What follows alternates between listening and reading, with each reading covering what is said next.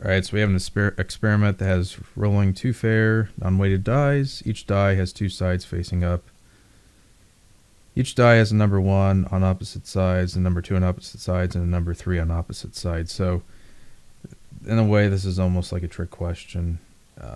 Well, if you don't know what's going on, so it's like, so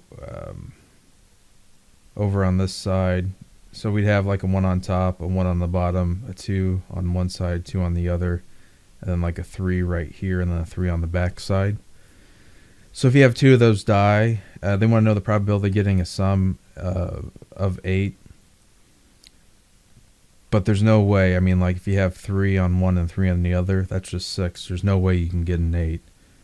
So as confusing as it, or as strange as that is, it's a mathematical impossibility. So the result is just 0, because for 2 die, even if they both get 3, it's 6. You're never going to roll an 8. So that's the hardest part about this, is just understanding what they're talking about, because they say 1 on 2 opposite sides, and that's the same case for 2 and 3. So anyway, I hope that helped you out. Thanks for watching. Have a great